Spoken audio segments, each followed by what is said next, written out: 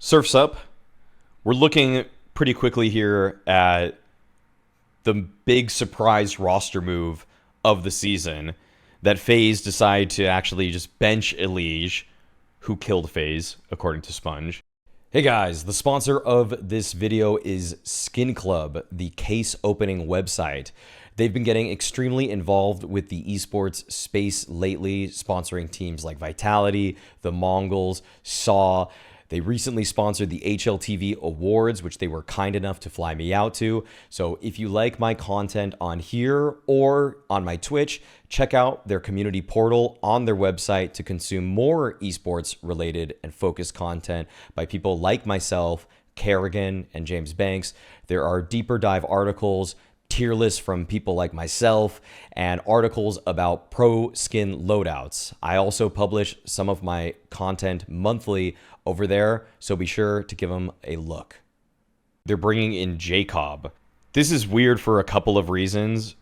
First off, EliGE was their best player next to Frozen, and they were their two best players. If you look at the stats here of Frozen is the highest, but then you have EliGE right here. And if you just put on the most bare minimum filters, you do LAN, top 20, and you just sort it by rating 1, 2, 3, 4, 5, 6, 7, 8, 9, 10, 11, 12, 13, 14, 15, 16, 17. He's the 18th highest rated player. This is legitimately like Aurora kicking Xantares. Sides for the year. Also, EliGE is one of the best players out there. 1, 2, 3, 4, 5, 6. Frozen's higher at 7, 8, 9, 10. 10th highest rated T-side player, and this is even with the new rating 3.0. CT side, obviously, that means he's going to be a bit lower.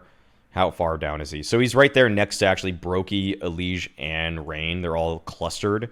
Yes, that's probably best for Rain in terms of CT side because he's got the worst roles, quote unquote.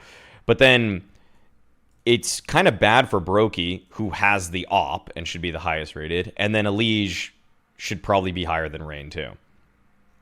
But actually didn't make it to the Bounty playoffs. They top 4 at a PGL event. They didn't make it to the playoffs at Lisbon. They top 3 at Bucharest.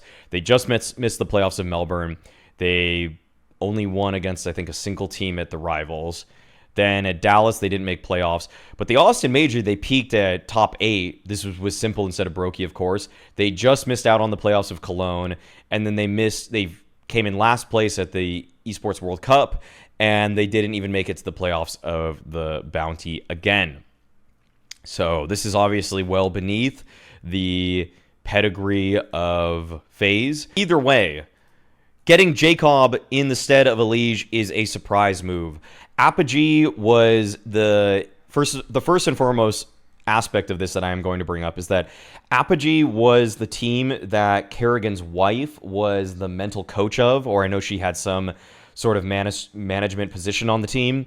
So she had worked closely with jcobbb, probably could vouch on behalf of his intangibles, which is a positive. She's their psychologist. And he was pretty impressive at Bucharest earlier this year. That's the one time I really watched him closely and in the preparation for Bucharest. So if I look at PGL Bucharest, he lost to FaZe. His worst series was to FaZe, but versus Astralis and the Mongols, that wasn't bad. Okay, he actually did pretty well versus 2 tier 1 teams. He just got completely cooked against FaZe. But I'm going to actually give him some benefit here.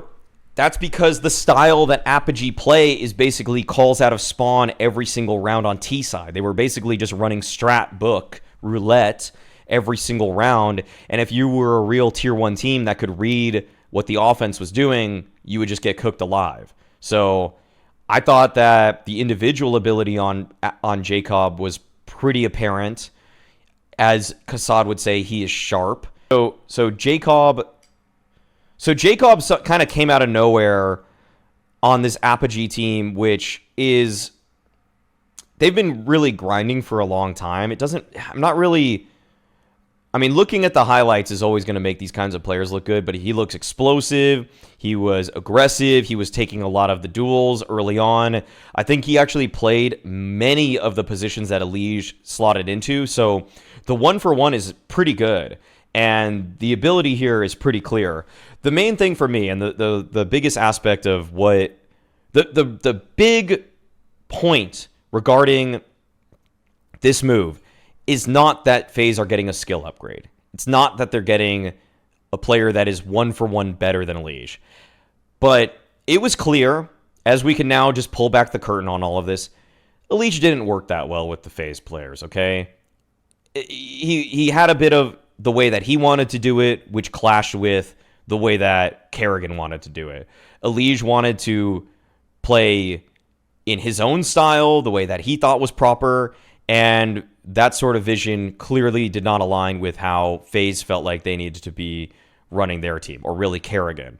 The inner turmoil that clearly was ongoing in FaZe. I'm going to say clearly at this point. I'm not beating around the bush anymore because it's already happened. That was a problem. There was no way that you could really sugarcoat the fact that EliGE and Kerrigan were butting heads, okay? The frustrations were apparent on the webcams. The mentality in the team was clearly not the same.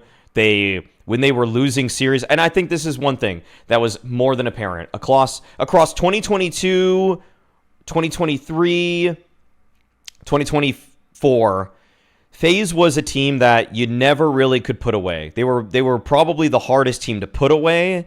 They were the hardest team to really break. If you were up 12-6, you got to make sure you really play to get that last 13th round, okay? Putting them down was exceedingly difficult. Didn't feel that this year. Did not feel this year at all, okay? If FaZe were down, if they lost a bad round, they'd probably lose 2 rounds off the back of it, okay? This is more anecdotal. This is more off of personal testimony of watching FaZe play. Did not really feel like they had that extra gear in regards to staying competitive in a comeback or winning the series that they're supposed to win. They felt like they could lose to more teams than they were supposed to. They had a harder time winning. And yeah, mentality is important, okay? I feel like I'm a little bit in between, you know? I'm not as far on the vibes guy aspect where I felt like EliGE was a locker room cancer, but I'm not on really Thorin's side where he thinks that, you know, if Simple and EliGE are putting up great numbers, you need to find a way to make it work, okay? I feel like the environments I've been in all aspects of my life, and I feel like many people can relate, you can have people that can do their job really well. If they're hard to work with, they're going to make other people worse at their jobs, okay? They might still be able to individually output, but it's sometimes difficult to work around people that have a very strict vision of what they want. jCobbb, throughout his career, notably great against lower opposition, okay? Let's look at his stats. jCobbb, let's do the last 12 months, 1.13 rating. That's pretty solid. I would take a rifler like that. I think that they could make the jump to tier 1. Usually they'll end up being like a 1.05 rifler in my eyes, but it's a little bit more noticeable than that. In fact, the 1.13 rating is against a lot of bad teams. If you even put him versus top 30 opponents, of his 200 maps he's played, he has a 0.96 rating. That doesn't really show that he's scaling very well versus the best opponents. Okay, so Apogee themselves are not really ranked that highly, so this might have an incredibly small sample size. If I use the top 50 filter, it already goes down pretty fast. Let's look at some of these events. You got Bucharest, bad. I mean, there's not really a lot to work with here. That being said, I've always felt like the rifle transition to tier 1 is a lot easier than the op transition to tier 1. So I'll hold out on because watching jCobbb in preparation for Bucharest, as I was digging into Apogee, a lot of people in my Twitch chat, tier 2 fans, were saying, hey, watch out for Apogee. They're legit. They're sick. The run that they made to make it to Bucharest was against a lot of the good tier 2 teams. And jCobbb himself had moments where he really impressed me. I mean, the highlights here, he's pulling off some stuff with the rifle work that definitely displays a lot of skill. Decision-making might be another aspect. You'd hope that with the coaching between Kerrigan and Neo that they'd be able to catch him up to speed so he would put away some of those deficiencies. But, yeah. All right, guys. That's going to be I mean, my overall take on this, okay, the final take is this going to make FaZe better? Is this better for EliGE? Who's this better for? This is Rain on life support. This is Kerrigan on life support. This is Brokey on life support. If there isn't notable improvement on FaZe in this season, I think one of them needs to be cut. Definitely. My take today is probably Rain needs to be cut. I think you could find a lot of riflers in tier 1.5 that would easily replace him. I think that Brokey has shown me more individual highs more recently than Rain, and I don't think that IGLs like Kerrigan are a dime a dozen. So that's my overall take. I think because I don't think, and here's the hot take to go with this to end the whole video. The actual hot take. This is Rain's final 6 months on FaZe. I can't see him staying around after this. I don't think jcobbb is going to hit the ground running. I don't think FaZe is going to correct all of their issues because of this move. And you then have to look inwards. And to FaZe's credit, the cultural continuity is there. That's usually what I would refer to as when you keep a player like Crims on Fnatic, all you're doing is showing that you have cultural continuity. Is that a wise move in terms of the business side of things? It's okay. Is that a wise move in terms of putting the best roster on paper? It's not. So the cultural continuity still lasts when you have Kerrigan and Brokey because they were from that Antwerp major winning crew. Even Frozen, I'd say, has been on FaZe long enough that FaZe has an identity. It's fine. They already have that. Now you need to start upgrading some pieces, and to not make EliGE work is it's actually a massive disappointment. And for the EliGE side of things, I want to see him on a team right away, okay? There's no reason that teams should be unable to use somebody like him. BC Game EliGE. BC Game EliGE. Upgrade somebody on that team, get him with Simple, Nexa, and EliGE. Hey, I'm not... With how badly Simple is destroying Tier 2 competition, EliGE would do the same. BC Game is actually rising the ranks relatively quickly. EliGE died for FaZe's sins. Exactly, he did. If people want to see Navi EliGE, that's my hot take of like 4 months ago. I know that Kassad just repurposed it for today. But I said that, hey, Navi's not working, get Ema off. EliGE isn't working for FaZe, get him off FaZe. Swap him.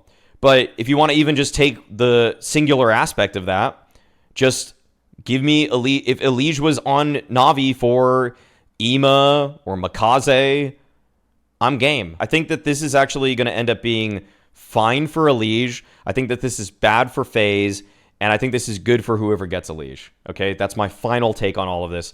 Thank you so much. As always, be sure to sub. As always, being toxic is a choice.